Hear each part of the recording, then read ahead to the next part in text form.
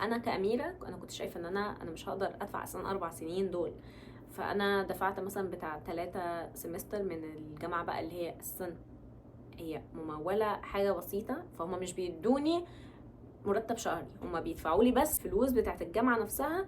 في السمستر بيدفعوا لي جزء مثلا منها. طب ايه اللي انتي عملتيه ده يا أميرة؟ ما هتسألونيش ايه اللي انا عملته ده، ما تسألونيش، بس انا اللي انا فاكراه ان انا الواقع بتاعي هو انا احسن ان انا اسافر دلوقتي. فتحت بابا. موضوع الاقناع ده خد بتاع 3 شهور او شهرين، حاجه زي كده، شهرين او 3 شهور. طبعا حكيت لكم موضوع الاقناع ده في فيديو تاني على اليوتيوب، ممكن تدخلوا تتفرجوا عليه. فقلنا بقى ان بابا خلاص الحمد لله اقتنع ووافق على اخر يعني عملنا التأشيرة المفروض في الوقت ده كانت بتاخد شهر. جاي علشان طبعا بنعمل PCR عشان وقتها كنا في كورونا. فعشان اعمل بقى PCR كلمت المعمل، المعمل قال لي انت ايجابي. قلت له انا فعلا شخص ايجابي. قال لي لا انت ايجابي يا اميره، انا عندي كورونا. ساعتها طبعا انا انهارت عياط تاني. بصوا يا جماعه، انا الفتره دي كانت عياط، احنا هنسميها سنه العياط، يعني سنه العياط. عيطت وبعدين طلبت منه اغرب طلب في حياتي. الطلب هو ان انا قلت له يا دكتور انت شاب زيي، بالله عليك انا لو اديتها لي ان هي تبقى سلبي، لو عملت لي الورق ان هي تبقى سلبي، انا هروح بس اقدمها في السفاره، كده كده السفاره بتاخد بتاع شهر، انا هقعد الشهر ده في البيت، والله ما هخرج بره البيت، بالله عليك. قعد يقول لي ازاي انت مجنونه، انت كذا، ده ضد القانون، ده كذا ده كذا ده كذا قلت له عشان خاطري مش قادره، انا فعلا يعني الشعب كله المصري اساسا كان بيبقى طالع بره البيت حتى وهو عنده كورونا، بس انا والله انا هقعد في البيت. انا اساسا من النوع اللي كان بيلبس ماسك. المهم عملها لي بعد ما اقنعته بقى بتاع كذا كذا يوم. بعت لي قال لي بصي انا حاسس بتأنيب الضمير ان انا حاسس ان انا هاجي عليكي لو انت توعديني ان انت بجد هتحطي بس الورقه وهتقعدي في البيت، خلاص انا كده يعني تكون فعلا وعد وانتي قد الوعد. تو اوعدك. بعت لي الورق لحد البيت. تسلم ايده. يعني شوفوا الواحد بقى بيحاول يعمل اكتر من فوق طاقته، او بيعمل اكتر مقدرته، او بيعمل الحاجات المجنونه. انت لما بتحس ان انت فعلا عايز تعمل حاجه، انت بتعمل كل حاجه عشان توصل للحاجه دي، فما تجيش تروح لحد تقول له ازاي اعمل الحاجه دي. انت فعلا لما تكون فعلا حاسس ان انت حياتك كده خلاص هتقع، بتعمل اي حاجه، بتعمل اي حاجه عشان تتنقص، بتعمل اي حاجه عشان توصل. فما تعملش اعذار ابدا اصلا انا مش عارفه ابدا منين، لا هتعرف تبدا منين، بس انت الحاجه مش مهمه بالنسبه لك للدرجه. وقتها بعت الورق بقى للسفاره وقعدت حجر في البيت. المفروض الحجر كنا بنقعده مثلا 15 يوم، انا قعدت بتاع 26 يوم في البيت. قعدت 26 يوم في البيت في الاوضه بتاعتي. الاكل بقى بيدخل لي، كنت فاقده الحس والشم وكل حاجه، وقلبي ده وبطني دي قاعدين بيتعسروا كده كل ما المده تقرب. المهم السفاره طلعت اميره انت التاشيره بتاعتك طلعت وهتسافري. طيب ايه بقى الوقت اللي هو طلع فيها التاشيره دي؟ انا المفروض كنت ادخل كوريا. انا بصوا اخر طبعا انا قعدت اقنع بابا والسفاره خدت وقت وكل الكلام ده، فانا المفروض لو ما دخلتش كوريا سنه 2021 شهر 3 شهر مارس يوم 8 انا كده كنت خلاص اوت، خلاص كده يا جماعه ابدا بقى من الاول تاني، اجمع ورق بقى تاني. فانا دخلت كوريا انا مسافره يوم 6 مارس 21. كان ساعتها اساسا يعني انا داخله على الدراسه على طول. وان انا وصلت طبعا، انا اتحركت من مصر يوم 6 فوصلت يوم 7. الفرق يوم انا بصوا تحسوا ان انا يعني عارفين الديدلاين المزنوق، انا كنت المزنوقه دي. المهم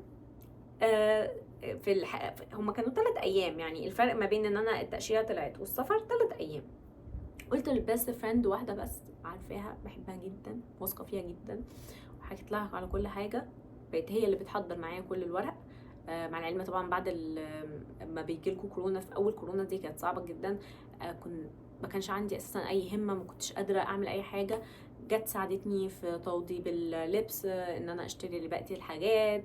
مع العلم ان انا كان عندي شنطه السفر. هتقولي انت مشتريه شنطه السفر ازاي؟ كنت مشتريه واحده بس، كنت بقنع نفسي يا اميره انت المره دي هتتقبلي، اميره انت مسافره خلاص يعني، عشان اعلي الثقه وحسن الظن في الله، ان هو لا انا ربنا باذن الله هو كاتبها لي انا. فده بتعلي شعوركم ان انتوا فعلا انتوا مسافرين، وفعلا بيكون في ثقه، لان انا عند حسن ظن عبدي بيه. فلازم ان احنا نعلي بقى الشعور ان فعلا انا واثق في ربنا، انا واثق في ان فعلا هتجيلي. المهم جبت الشنطه التانية، انا كنت عندي شنطه، جبت بقى الشنطه التانية، لميت الحاجات كلها. ما عرفتش طبعا اسلم ولا على اصحابي اللي انا بحبهم، ولا على اهلي اللي انا بحبهم، ولا اي حاجه.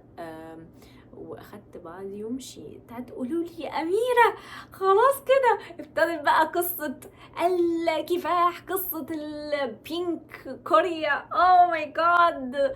هحكي لكم بقى من هنا، لان من هنا انا رجليا اتحطت في مطار مصر ده، اتغيرت حياتي 180 درجه لحد دلوقتي. وانا بحكي لكم الموضوع ده انا بقشعر ليه، لان انا قبل ما افتح الفيديو ده انا ما حضرتش اي كلام ان انا اقوله. انا بحكي لكم عن ذاكرتي بقى، وبحاول استرجع الذكريات اللي حصل في وقتها، لان انا بجد مريت بحاجات كتير جدا. المهم خلاص قلنا بقى انت كده حياتي خلاص اتغيرت بقى من هنا، انت سافرتي وخلاص الدنيا حلوت ولعبت، يعني الدنيا هتحلو. طيب ايه اللي حصل لي بقى؟ اللي حصل لي ان انا قبل ما اسافر كان والدي انا كنت خلاص قفلت بقى، فنشت البنك المصري. كل الفلوس اللي انا كنت محوشاها لمده 3 سنين ونص من الشغل السيلز ومن شغل الماسكات وشغل تاني وكل الكلام ده، انا كنت خلاص حولته دولارز. في مبلغ منه كان لسه كان عندي بنك اكاونت بالدولار كنت حاطه فيه، وفي شويه كنت حولتهم كاش عشان محتاجاهم كاش. اول لما اوصل ما كنتش واثقه يعني في حته ان انا اتعامل بالكارد بره مصر.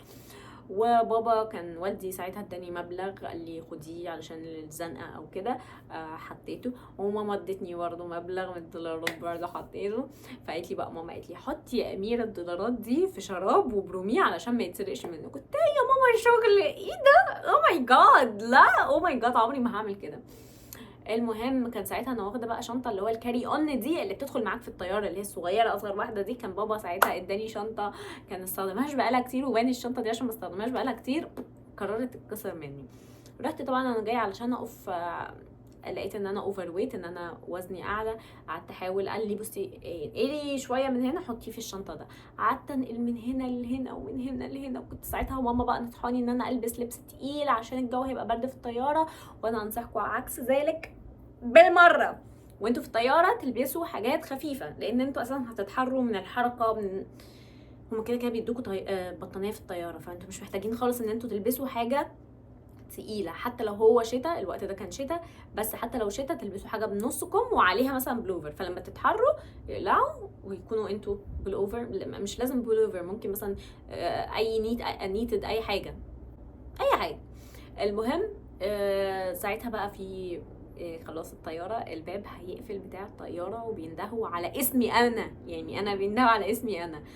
فساعتها كان في راجل بقى كبير كده مصري، تحيا مصر تحيا مصر والله، قال لي انت طيارتك ايه؟ قلت له طالعه على دبي. ليه؟ لان انا طبعا مسافره من مصر لدبي، بعدين بنعمل ترانزيت بنقعد كام ساعه مثلا في دبي، بعدين بنطلع من دبي مباشر بقى على كوريا. فقال لي طب تعالي هاتي الشنطه دي. الشنطه دي اساسا كانت مكسوره، فكانت بتمشي كده درر درر درر، وانا بقى ماشيه عماله بعرق اساسا، وهي بقى ماشيه درر درر. المهم فمسك الشنطه دي فوق كده راسه وطلع يجري، وانا طلعت اجري وراه. المهم داخلين بقى الشنطه دي بقى الكاري اون بيبقى بقى فيها كل حاجه، وفيها بقى الفلوس وفيها السكين كير وفيها كل حاجه. المهم دخلت باب الطياره، بعدين قالوا لي الشنطه دي اصلا مكسوره واوفر ويت كمان هي كمان وبتاع، احنا هنشحنها لك مباشره على كوريا. فقلت لهم طيب ماشي. بعدين قعدت فلوسي اساسا طبعا ما فيهاش قفل، لان هي كاري اون هي معايا في الطياره، فانا ما كنتش حاطه فيها قفل، ما كنتش قافلاها بقفل. اول حاجه. تاني حاجه فيها الشحن بتاعي، فيها السكين كير بتاعي، فيها الميك اب بتاعي، فيها اللبس كده كنت انا عامله حسابي ان انا ممكن اغير، وان انا فعلا كنت محتاجه اغير. المهم قعدت كده، رحت قلت لهم لو سمحت انا محتاجه الشنطه دي، الشنطه دي فيها فلوس وفيها كذا وانا خايفه وبتاع. قال لي لا ما تخافيش، لا ما تخافيش، لا مش هنقدر نجيبها لك دلوقتي، خلاص الطياره لازم تتقفل، احنا اصلا مستنيينك بالعافيه يعني. فقعدت بقى في الطيران وانا قلقانه ايديا عماله تعمل كده، ببص على الموبايل لقيت الموبايل بتاعي هيفصل. ساعتها الطياره كانت الساعه 7:50 او 37 حاجه كده في المغرب، وان انا مكتوب لي ان انا هوصل الساعه دبي الساعه 12 بالليل او الساعه 1 بالليل حاجه زي كده. المهم انا بحسب بقى الساعه 1 بتوقيت مصر، لا هو الساعه 1 بتوقيت الامارات، وانا ما كنتش عارفه حاجه زي كده. المهم فببص فكلمت حد مصري كان ورايا وقلت له بعد اذنك ممكن بس الباور بانك، اصل انا اللي حصل له بتاع. قال لي اوكي طيب ما فيش مشكله اديهولك دلوقتي. قلت له لا لا لا، انا بقى ذكيه، انا البنت الذكيه. قلت له بقى لا بص انا بقى حسبتها الساعه 7 يعني نقول مثلا داخله على 8 او حاجه زي كده، 9 10 11 12 كانت واحده 5 ساعات، يبقى انا اخدها مثلا في الساعه الثالثه فاشحن لمده ساعتين. عملت كده حسبه مع نفسي، قلت لا لا انا هبقى اقول لك بعدين. المهم فرحت بقى في النوم، كان الحمد لله جنبي كراسي فاضيه، رحت بقى في النوم. وبعدين لقيت مره واحده، لا سوري انا ما رحتش في النوم في الطياره دي، انا الطياره دي عشان كنت مبهوره جدا. طياره، انا اول مره اسافر في حياتي، مسافره لوحدي طياره فلايت اتندنت، عشان بقى ساعتها الكرو ده انا كان نفسي ابقى كرو جدا، كابين كرو كان حلمي وكنت هموت عليه بجد. فكنت حاسه ان انا مبهوره وعماله ببص لهم، الله انا بحبكم انا بحب، كنت فان جيرل وانا قاعده. المهم مره واحده لقيته بقى الطياره الطياره سوف تهبط على الاراضي الاماراتيه. هتهبط على ايه؟ على الاراضي.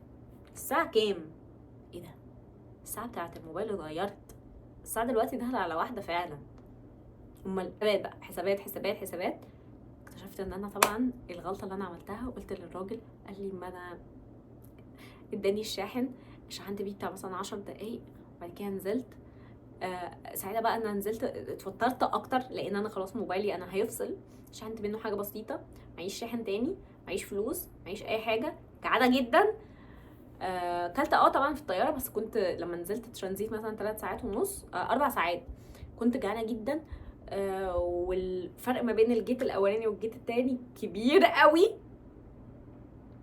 ومكنتش عارفه ان انا ممكن اركب الكارت دي فور فري، فانا كنت اللي هو انا معيش فلوس طيب اركب الكارت دي، مع ان الكارت دي بتبقى عادي يا جماعه ببلاش، اللي هي الكارت اللي هي بتبقى عربيه كده بيضه وبتمشي، دي بتبقى ببلاش يا جماعه عادي.